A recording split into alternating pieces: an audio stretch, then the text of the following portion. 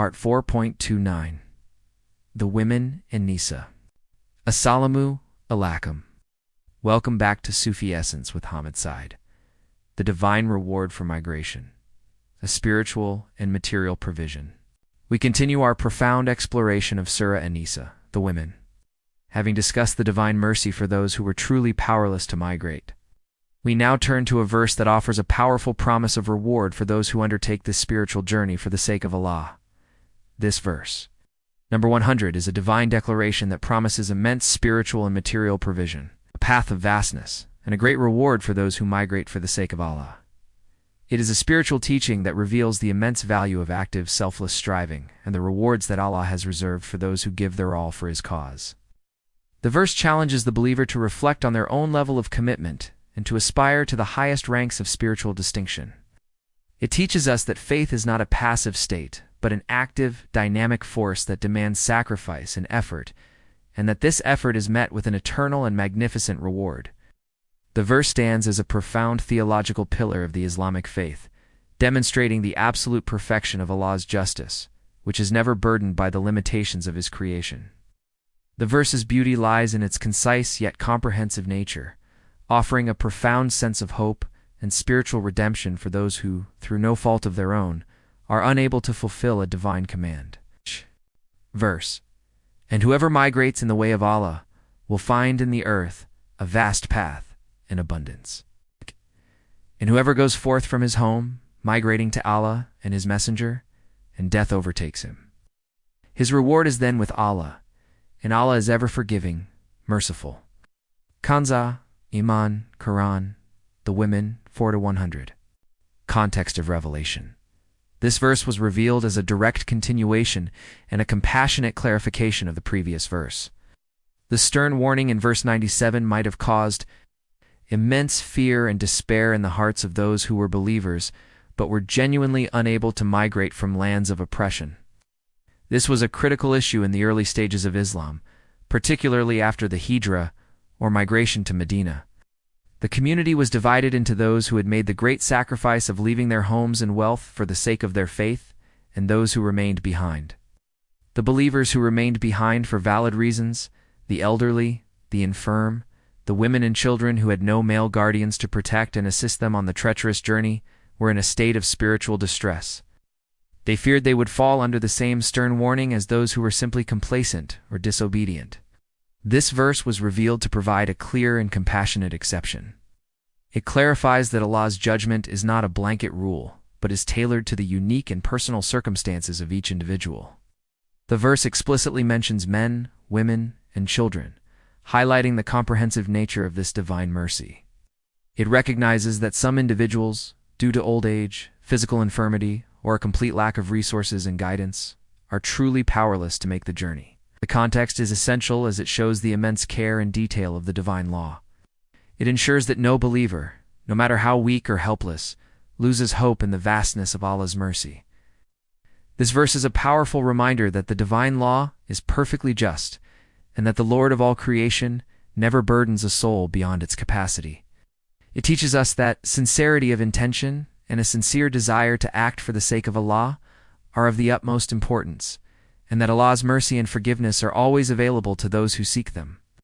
The verse served as a source of immense comfort and reassurance, preventing despair and strengthening the faith of those who were unable to act physically, but whose hearts were with Allah and His Messenger. Explanation. This verse is a profound spiritual teaching that reveals the depth of Allah's mercy and justice. The verse begins with a clear and unequivocal statement of hope.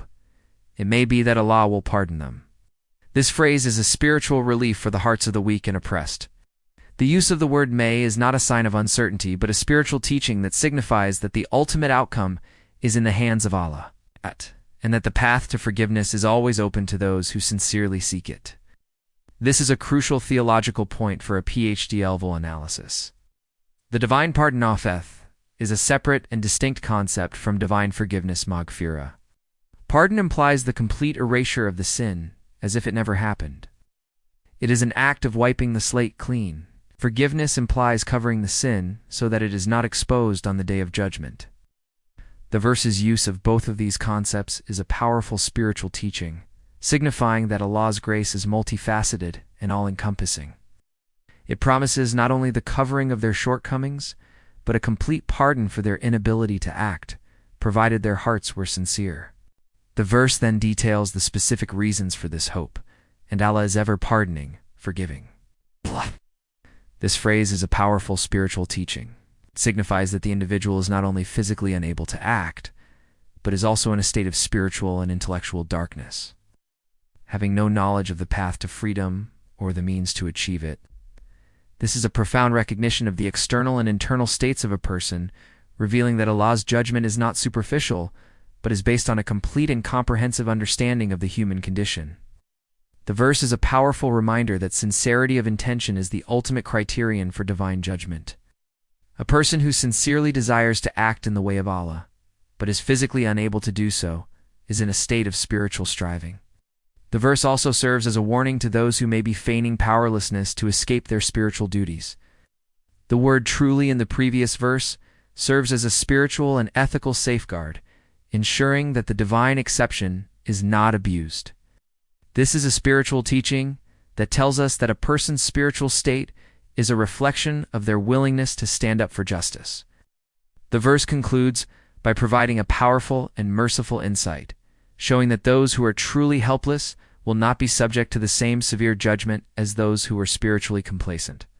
Sufi perspective.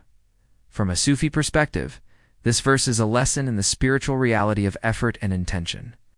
The Sufi understands that the true struggle is the greater struggle against the ego. The physical act of migration is a manifestation of this internal spiritual battle.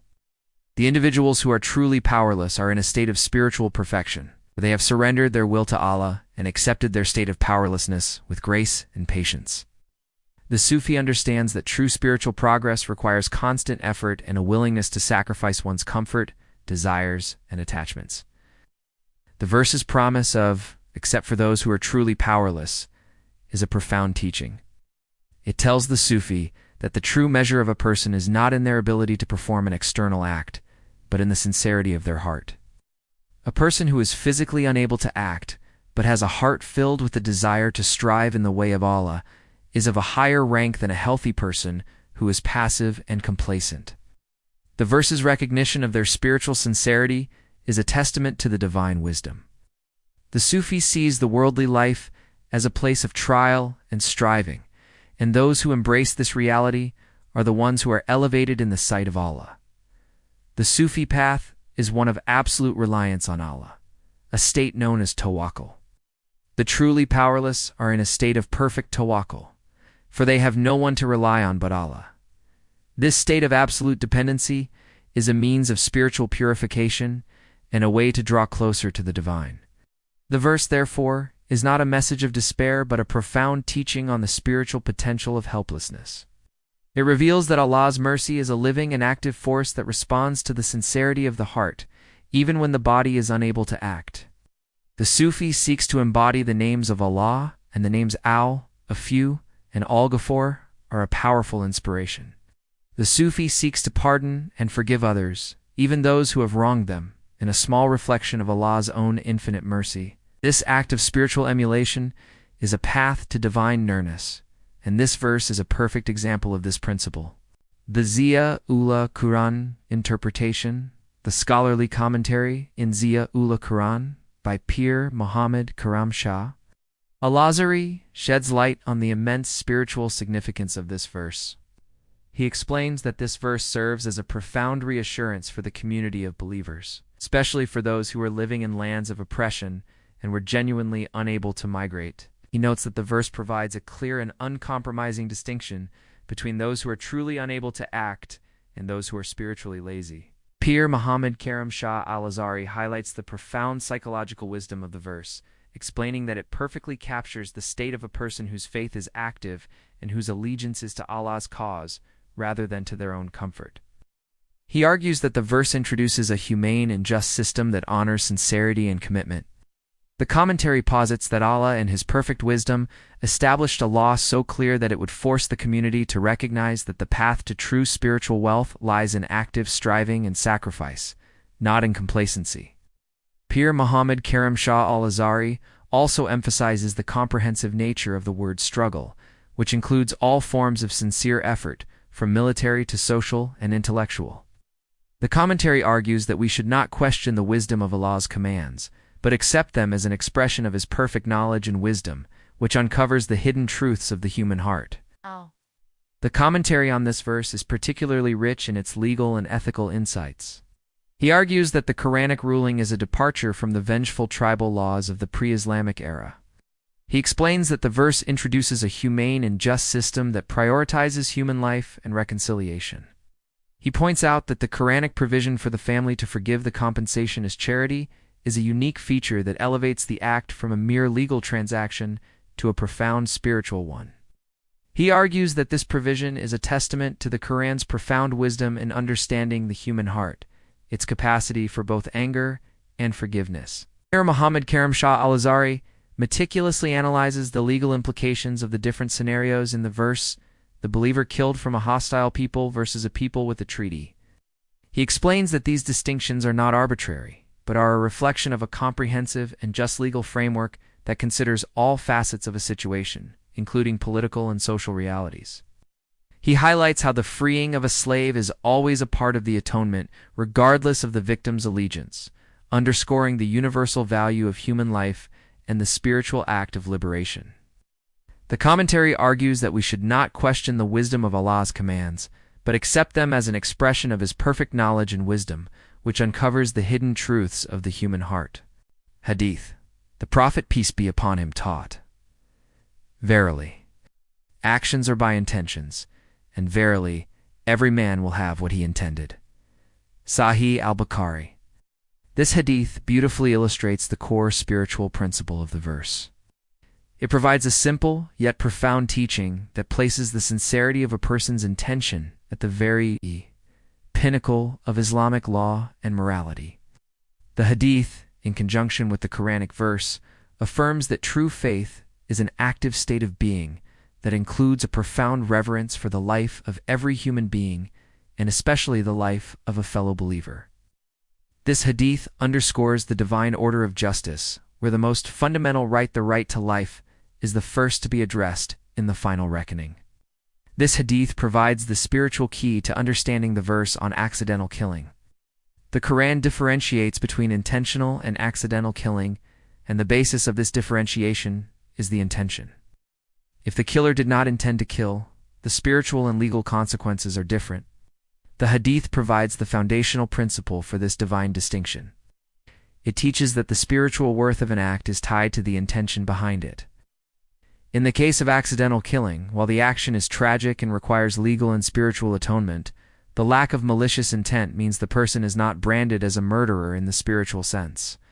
Another relevant hadith highlights the spiritual loss incurred by the one who does not strive. The Prophet, peace be upon him, taught, "Whoever dies without having fought for the sake of Allah, or having the desire to do so, dies upon a branch of hypocrisy." Sahih Muslim. This hadith adds a layer of spiritual depth to the Quranic verse. It teaches that the act of remaining passive is not just a neutral choice, but a spiritual one that can have grave consequences. It signifies a spiritual lack of commitment and a hidden disease of the heart. The hadith provides a clear and powerful teaching that a person who is not willing to strive for Allah's cause has, in a profound spiritual sense, left the protection and mercy of their own religion. This spiritual excommunication is the real punishment, and all the others mentioned in the verse are its natural and inevitable consequences. And with this profound verse, our exploration of Allah's divine wisdom concludes for today. May this spiritual guidance illuminate our hearts and minds, filling them with the light of faith and understanding. And may Allah grant us the wisdom to live by the truths revealed in His sacred book, applying its teachings to every aspect of our lives. May He accept our sincere efforts and forgive our shortcomings, showering His blessings upon us, our families, and our communities. May He guide us on the straight path and grant us a noble end, and may His peace, mercy, and blessings be upon you all. May our hearts remain steadfast in His remembrance, and may our lives be a testament to His love and mercy. May we always strive to be among those who are active in His way, sacrificing our comfort for His pleasure. May our knowledge be a source of benefit for ourselves and for all of humanity. May Allah elevate our spiritual ranks and grant us a place in the highest of heavens. And may we be counted among His blessed servants forever in His grace.